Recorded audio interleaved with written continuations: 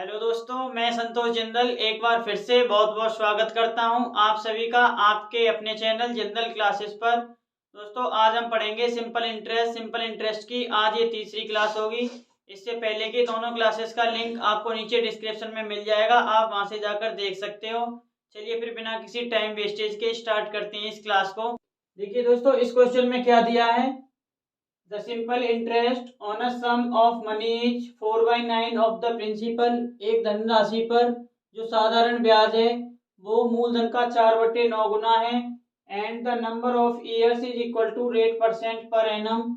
और जो सालों की संख्या है वो ब्याज की दर के बराबर है। The rate percent per annum is, तो आपको बताना है जो ब्याज की दर है वो वार्षिक से क्या है। चार ऑप्शन आप लोगों के सामने दिए हुए हैं। देखिए, इस क्वेश्चन को करने का जो सबसे बेस्ट मेथड है वो क्या होगा। हम मान के चलते हैं जो प्रिंसिपल है वो कितना है, 9 है। अब देखिए, अगर हमने प्रिंसिपल 9 मान लिया, ब्याज क्या दिया हुआ है प्रिंसिपल का 4/9 गुना।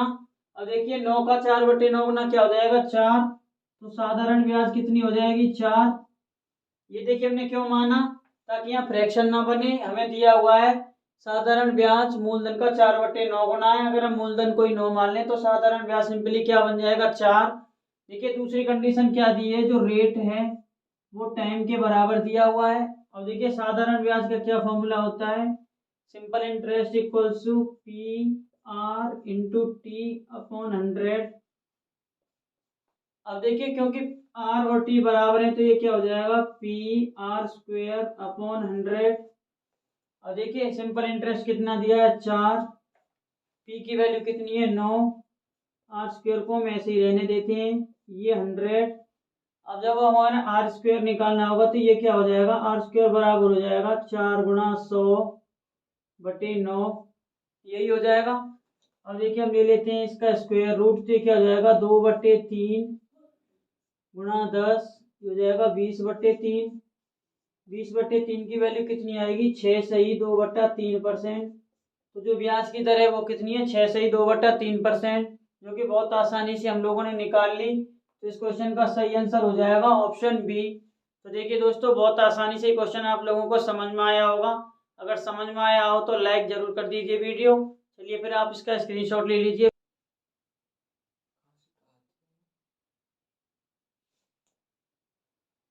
इस क्वेश्चन में देखिए दोस्तों क्या दिया है, a money lender claims to lend the money at the rate of 10% per annum simple interest. एक साहूकार 10% वार्षिक साधारण ब्याज से ऋण देने का दावा करता है। However, he takes the interest in advance when he lends a sum for 1 year। लेकिन जब वो 1 साल के लिए कोई ऋण देता है तो उसका ब्याज पहले ही एडवांस में ले लेता है। At what interest rate does he lend the money actually? तो आपको ये बताना है वास्तव में जो ब्याज की दर है वो क्या है।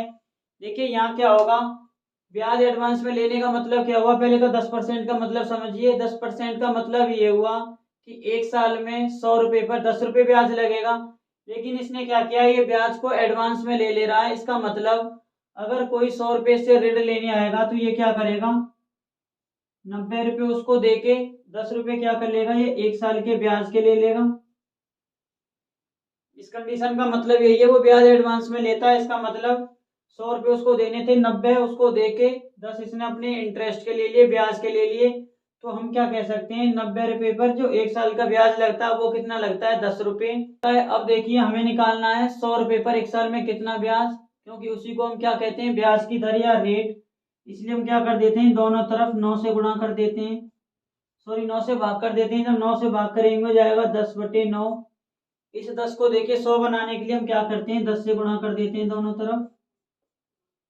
तो ये कितना आ जाएगा, 100/9। और ये इधर हो जाएगा 100। मतलब 100 रुपए पर 1 साल में कितना ब्याज लगता है, 100/9। 100/9 को हम कैसे लिख सकते हैं, 11 सही 1/9। अब देखिए 100 रुपए पर 1 साल में लगने वाला ब्याज कितना आ गया, 11 सही 1/9। 100 रुपए पर 1 साल में लगने वाले ब्याज को ही हम क्या कहते हैं, रेट या ब्याज की दर। तो इसीलिए जो एक्चुअल ब्याज की दर है, वास्तविक ब्याज की दर है वो कितनी है, 11 सही 1/9%। तो थम्स अप कर दीजिए अगर क्वेश्चन आपको समझ में आया हो। देखिए दोस्तों, ये क्वेश्चन एसएससी सीपीओ एग्जाम में पूछा हुआ है। इस क्वेश्चन में देखो क्या दे रखा है, A and B borrowed ₹2000 and ₹3000 respectively at the same rate of interest for 2:1/2 years.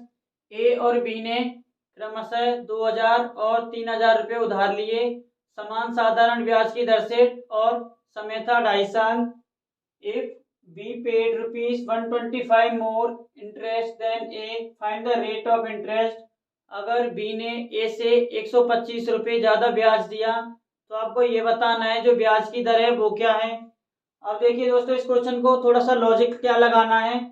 A ने 2000 रुपये लिए और B ने 3000।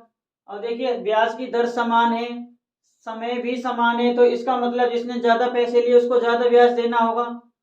सपोज करो अगर बी ने भी 2000 लिए होते तो दोनों का ब्याज क्या होता, समान। इसका मतलब जो 125 रुपये ज्यादा दिए हैं बी ने वो क्या दिए हैं, 1000 रुपये ज्यादा होने की वजह से। तो हम क्या कह सकते हैं, 1000 रुपये पर जो 2.5 साल का ब्याज है वो कितना है, 125 रुपये। ये आप बहुत अच्छे से समझ गए होंगे।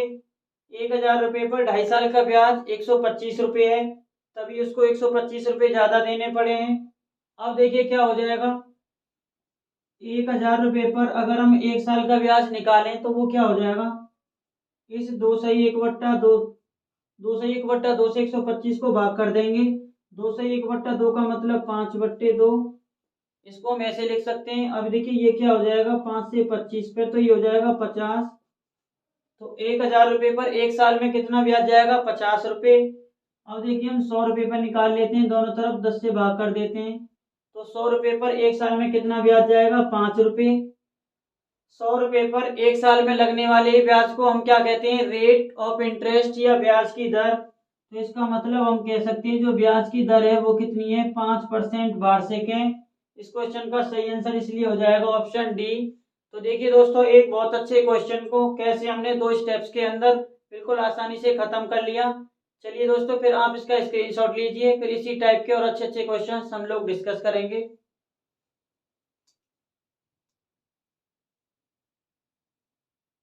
नेक्स्ट देखिए दोस्तों, एक बहुत इंपॉर्टेंट कॉन्सेप्ट आप लोगों को समझना है। देखिए कॉन्सेप्ट क्या है,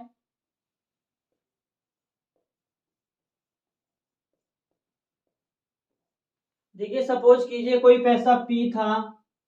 इस पैसे को क्या किया, इस पैसे को 3 भागों में ब्याज पर उठाया गया। एक भाग P1 को R1 रेट ऑफ इंटरेस्ट से T1 समय के लिए ब्याज पर दिया जाता है। इसी तरह से दूसरा भाग P2 को R2 ब्याज की दर से T2 समय के लिए ब्याज पर दिया जाता है। और एक इसका तीसरा भाग P3, इसको R3 ब्याज की दर से T3 समय के लिए ब्याज पर दिया जाता है। अब देखिए यहाँ से हम क्या कह सकते हैं, जो P है वो किसके बराबर है, P1 plus P2 plus P3। क्योंकि P1 P2 P3 ये क्या है, P के ही भाग हैं। P को इन 3 हिस्सों में ब्याज पर उठाया गया है। अब देखिए पहली कंडीशन क्या हो सकती है, SI रिसीव्ड इज सेम।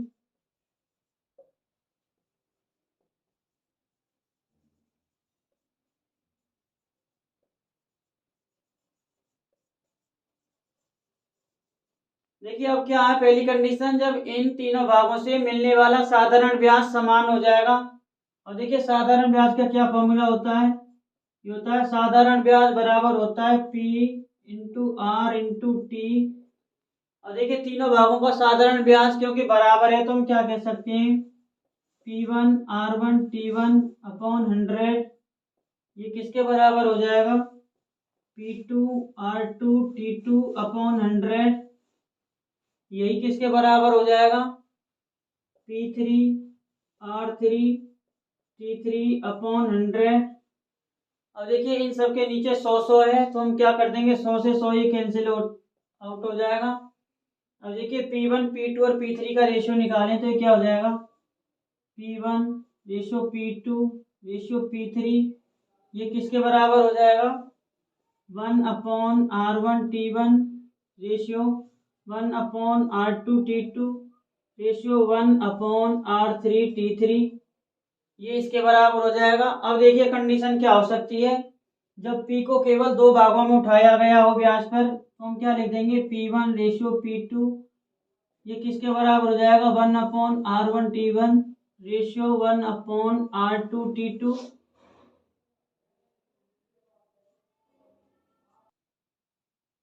अब देखिए पहली कंडीशन क्या बनती है, जब रेट ऑफ इंटरेस्ट यानी ब्याज की दर दोनों सालों के लिए समान दी हो। तुम क्या लिख सकते हैं, रेट ऑफ इंटरेस्ट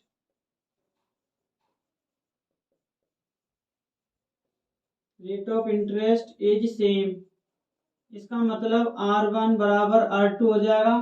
तो यहाँ से हम क्या लिख सकते हैं, P1/P2 किसके बराबर हो जाएगा, ये हो जाएगा T2/T1 के। ये स्टैंडर्ड रिजल्ट है जो कि आपको याद रखना है, इससे बहुत क्वेश्चंस बनते हैं। सेकंड कंडीशन देखिए क्या बन जाएगी, जब टाइम सेम दिया होगा, टाइम इज सेम यानी समय समान है, तो यहाँ क्या हो जाएगा, T1 बराबर हो जाएगा T2 के। और देखिए दोनों सालों के जो मूलधन है उनका रेशियो क्या हो जाएगा, P1/P2, ये किसके बराबर हो जाएगा, R2/R1 के। यानी रेट ऑफ इंटरेस्ट का ये इनवर्स हो जाएगा।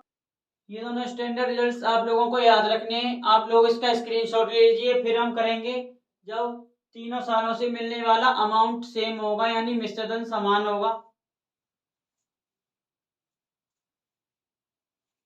देखिए दोस्तों सेकंड कंडीशन क्या बनती है, जब अमाउंट सेम होगा,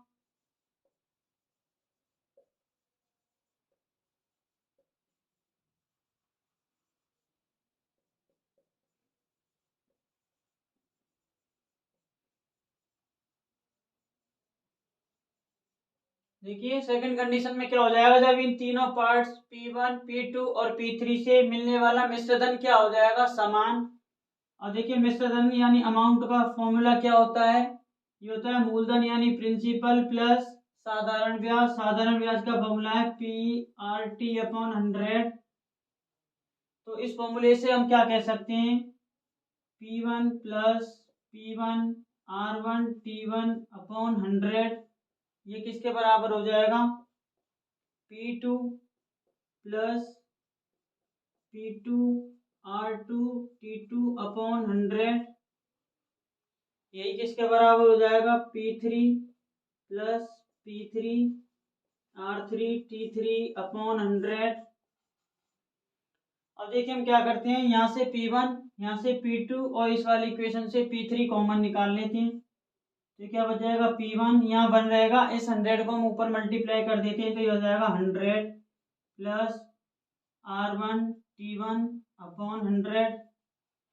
ऐसे इधर क्या हो जाएगा, P2 100 प्लस R2T2/100, इधर से हो जाएगा P3 100 प्लस R3T3/100। अब देखिए 100 क्या है, सभी में कॉमन है, इसको हम यहाँ से काट देंगे। अब देखिए अगर P1 P2 और P3 का रेशियो निकालें तो क्या हो जाएगा, P1 ratio P2 ratio P3, ये किसके बराबर हो जाएगा, 1/100 plus R1T1 ratio 1/100 plus R2T2 ratio 1/100 plus R3T3। ये भी एक स्टैंडर्ड रिजल्ट है जो कि आपको याद रखना है। चलिए आप लोग इनका स्क्रीनशॉट लीजिए, फिर हम करेंगे इन दोनों कॉन्सेप्ट पर बेस्ड कुछ अच्छे क्वेश्चंस।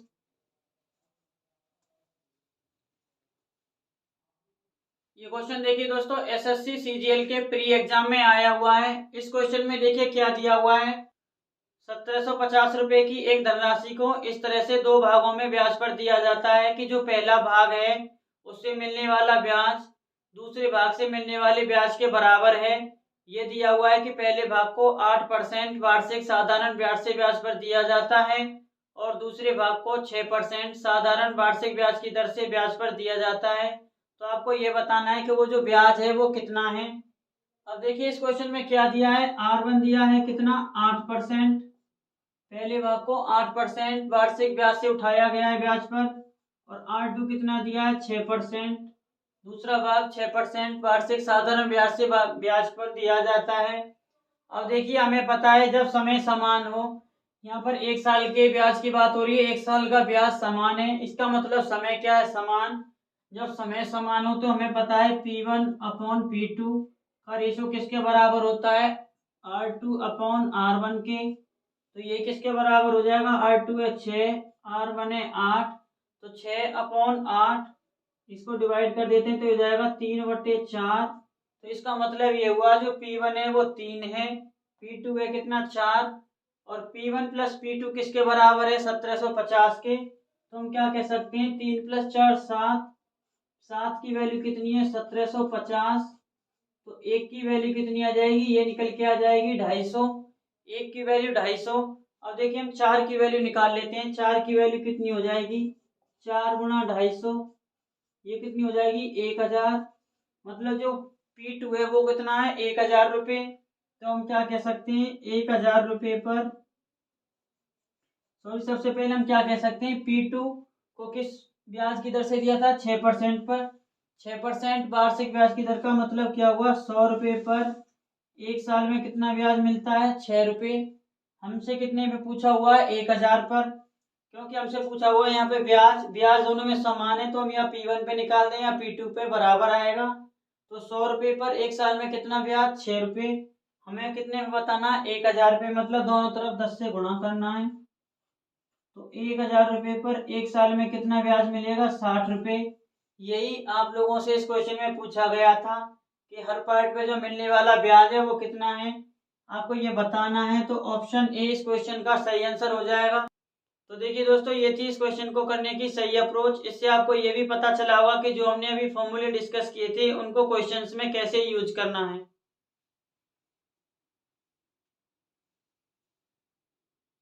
इस क्वेश्चन में देखिए दोस्तों क्या दिया हुआ है, 13,000 रुपए की एक धनराशि है, उसको 3 भागों में इस तरह से ब्याज पर उठाया गया है कि पहले भाग को क्या दिया है 5% वार्षिक ब्याज की दर से 6 साल के लिए, दूसरे भाग को 4% वार्षिक ब्याज की साधारण ब्याज से 5 साल के लिए, और तीसरे भाग को 10% वार्षिक ब्याज की दर से 4 सालों के लिए ब्याज पर दिया जाता है। अब यहाँ कंडीशन दी हुई है कि जो तीनों भागों से मिलने वाला साधारण ब्याज है वो क्या है समान है, यानी सिंपल इंटरेस्ट क्या है बराबर है। तो आपको ये बताना है कि वो तीनों भाग क्या थे। अब देखिए जब हमने फॉर्मूला डिस्कस किया था तो हमने क्या फॉर्मूला निकाला था, जब सिंपल इंटरेस्ट समान हो P1 ratio P2 ratio P3, ये किसके बराबर था, ये बराबर था 1/R1 T1 ratio 1/R2 T2 ratio 1/R3 T3। जैसा कि आप याद भी कर पा रहे होंगे यही था वो फॉर्मूला। अब देखिए R1 कितना है 5%, R1 5% है और कितने साल के लिए दिया है, यानी T1 कितना है 6 साल, तो 5 गुणा 6 ये हो जाएगा 1/30 अपॉन R2 देखिए कितना है 4% और T2 कितना है 5, तो 4 गुणा 5 20, ये हो जाएगा 1/20। ऐसे ही R3 देखिए 10% और T3 कितना है 4, तो जाएगा 10 चौके 40, ये 0 से 0 कैंसिल कर दें तो ये रेशियो आ जाएगा 1/3 रेशियो 1/2 रेशियो 1/4। अब देखिए इसको होल नंबर में लाने के लिए, पूर्ण संख्या में लाने के लिए क्या है फ्रैक्शन में रेशियो आ रहे हैं, हम क्या करेंगे इस पूरे को 2 3 और 4 के एलसीएम से गुणा कर देंगे। 2 3 और 4 का एलसीएम क्या होता है 12, तो इस पूरे को 12 से गुणा करेंगे तो हो जाएगा 4, ये कितना हो जाएगा 6 और इधर हो जाएगा 3। तो P1 कितना है 4, P2 कितना है 6 और P3 कितना है 3। P1 plus P2 plus P3 तीनों को जोड़ देंगे तो क्या हो जाएगा 13,000। इसका मतलब हम कह सकते हैं 4 + 6 + 3, इसकी वैल्यू कितनी है 13,000। इसको जोड़ोगे 6 और 4 10 3 13, 13 की वैल्यू 13,000। इसका मतलब एक की वैल्यू कितनी हो जाएगी 1,000। इसका मतलब हम क्या कह सकते हैं P1 कितना हो जाएगा, P1 कितना था 4, एक की वैल्यू 1,000 तो 4 की वैल्यू 4,000। ऐसे ही P2 कितना हो जाएगा 6,000, P3 कितना हो जाएगा 3,000। आपसे यही पूछा हुआ था कि जो उधार दिए गए तीनों भाग क्या थे, ये तीनों भाग हम लोगों ने निकाल लिए बड़ी आसानी से। चलिए दोस्तों फिर इसका स्क्रीनशॉट लीजिए, फिर हम और कुछ अच्छे क्वेश्चंस डिस्कस करेंगे। इस क्वेश्चन में देखिए दोस्तों क्या दिया है। एक पिता ने अपने 1,20,000 रुपए को अपने दो बेटों में इस तरह से बांटने का फैसला किया कि जब वो दोनों 18 साल के हो जाएं तो उन दोनों को बराबर बराबर पैसा मिले। यानी कि यहाँ पे अमाउंट सेम कर दिया। अगर ब्याज की दर 5% वार्षिक हो तो आपको ये बताना है उसके दोनों बेटों का कितना कितना हिस्सा होगा। अगर छोटे बेटे की उम्र 12 साल और बड़े बेटे की उम्र 18 साल है। अब देखिए यहाँ पे क्या है, अमाउंट सेम कर दिया, मिश्र धन सेम कर दिया, तो हम क्या कह सकते हैं, P1 अपॉन P2 या P1 रेशियो P2 किसके बराबर हो जाएगा, ये हो जाएगा 1/100 plus R1T1 ratio 1/100 plus R2T2। अब देखिए P1 रेशियो P2 किसके बराबर हो गया, 1/100। रेट ऑफ इंटरेस्ट कितना है, 5% है। T1 देखिए, अगर छोटे बेटे की उम्र हम T1 मान लें, छोटे बेटे की उम्र 12 साल है, तो अब इसको 18 साल को होने में कितना समय लगेगा, 6 साल। इसका मतलब छोटे वाले बेटे का पैसा 6 साल के लिए ब्याज पर रहेगा। 1/100 प्लस R2 भी 5 है। बड़े वाले बेटे की उम्र 14 साल है, इसका मतलब ये 4 साल बाद 18 साल का हो जाएगा, तो इसका पैसा 4 साल के लिए ब्याज पर रहेगा। इसको जब आप सॉल्व करोगे तो ये क्या आ जाएगा, 1/130 रेशियो 1/120। देखिए ये निकल के आ जाएगा P1/P2 किसके बराबर हो जाएगा, 12/13। मतलब P1 की वैल्यू 12, P2 की वैल्यू 13, इन दोनों को जोड़ दें तो ये हो जाएगा 25। इसी 25 की वैल्यू कितनी दी हुई है, 1,20,000।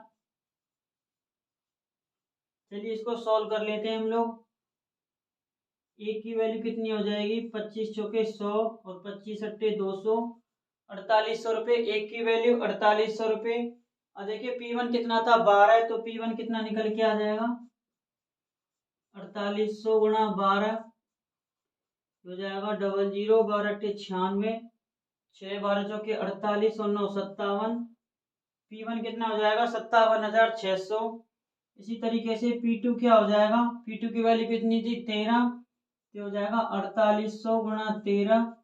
चलिए इसको सॉल्व करते हैं। 13 अट्ठे 104, 13 चौके 52 और 10 62। तो छोटे बेटे का हिस्सा हो जाएगा P1 जो कि है 57,600, बड़े बेटे का हिस्सा हो जाएगा 62,400। तो इस तरीके से दोनों बेटों का हिस्सा निकल के आ गया उस पिता की संपत्ति में। चलिए दोस्तों इसका आप लीजिए स्क्रीनशॉट।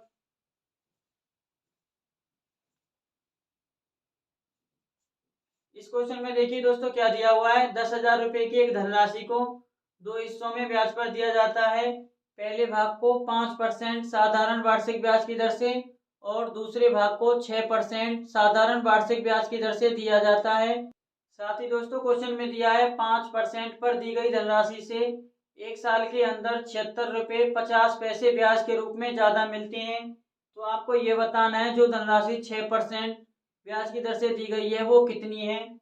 देखिए दोस्तों इस क्वेश्चन को हम कैसे करेंगे, अगर हम थोड़ी देर के लिए मान लें कि जो धनराशि से ब्याज मिलती है वो दोनों भागों से बराबर मिलती है, हम जैसे कैसे लिख सकते हैं, देखिए हम क्या लिख सकते हैं, अगर ब्याज दोनों भागों से सेम मिलती होगी तो P1/P2 ये 5% पर दिया गया भाग, ये 6% पर दिया गया भाग।